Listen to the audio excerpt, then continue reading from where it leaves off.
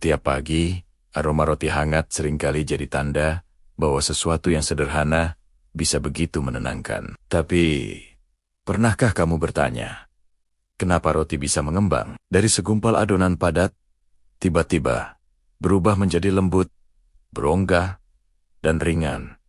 Apakah ini sihir? Bukan.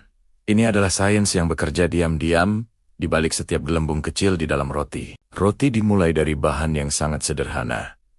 Tepung, air, ragi, garam, dan tentu saja, waktu ketika tepung bertemu dengan air, sesuatu yang ajaib mulai terjadi. Dua protein di dalam tepung, yaitu gliadin dan glutenin, saling bergandengan tangan. Mereka membentuk sebuah jaringan elastis yang kita kenal sebagai gluten. Gluten inilah yang memberikan struktur pada adonan, seperti balon karet yang siap menahan udara di dalamnya. Tapi, sebuah balon tidak akan mengembang tanpa udara, kan? Disinilah tokoh utama kita muncul, yaitu ragi. Ragi adalah makhluk kecil bersel satu. Mereka hidup, bernapas, dan makan, sama seperti kita.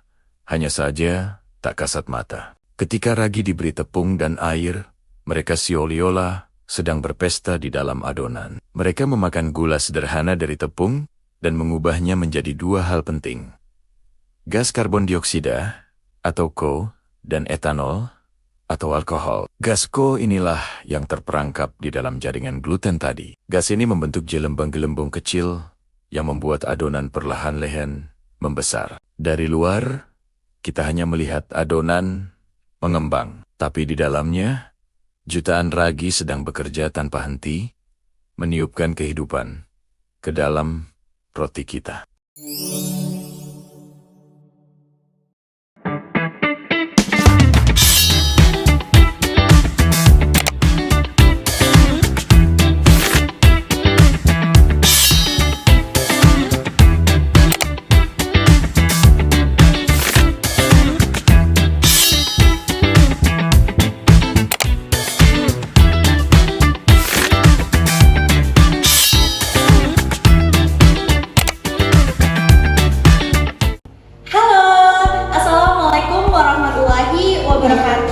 Setelah kalian mempelajari terkait dengan materi jamur dan juga ragi, sekarang saatnya kalian untuk melakukan praktikum. Praktikum ini membuktikan 3 hal. Yang pertama adalah terkait dengan morfologi, bagaimana cara reproduksi, dan yang terakhir adalah untuk membuktikan bahwa sel ragi masih hidup ataupun sedang mati. Adapun alat dan bahan yang digunakan dalam praktikum ini meliputi petri dish, gelas ukur, pipet tetes, spatula, gelas beker, objek gelas, cover gelas, tusuk gigi, dan mikroskop. Sedangkan untuk bahan terdiri atas serbuk ragi, metilen blue sebagai pewarna, dan juga larutan glukosa dari gula pasir.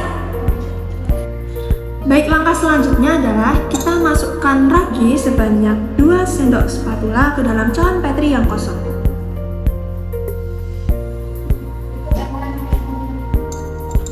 Kemudian kita tambahkan larutan glukosa sebanyak 10 ml.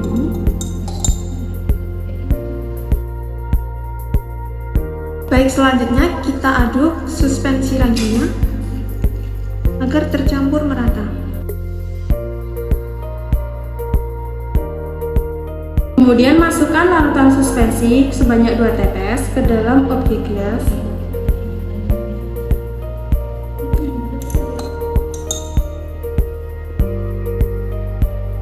Dan metilen blue sebanyak 2 tetes juga.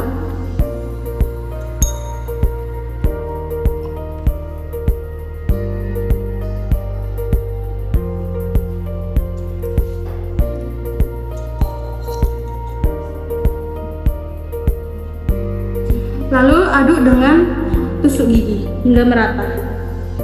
Selanjutnya yaitu ditunggu selama 2 menit dan kemudian lalu ditutup dengan cover glass.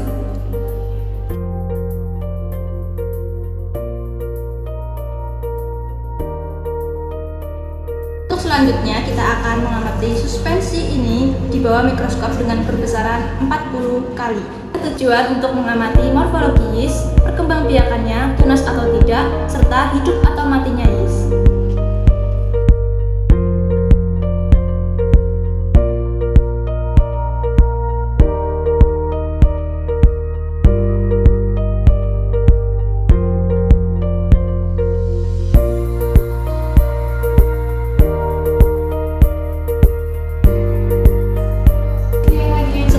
melakukan pengamatan, sel-sel yang berwarna biru menandakan ragi tidak aktif atau mati, sehingga dapat menangkap warna methylene blue, seperti pada gambar berikut.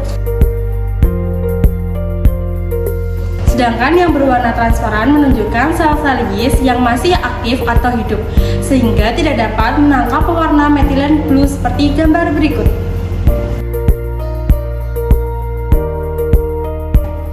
Setelah melakukan pengamatan tadi, kita juga bisa melihat bagaimana bentuk morfologi dari sel ragi, apakah berbentuk bulat atau oval seperti gambar berikut.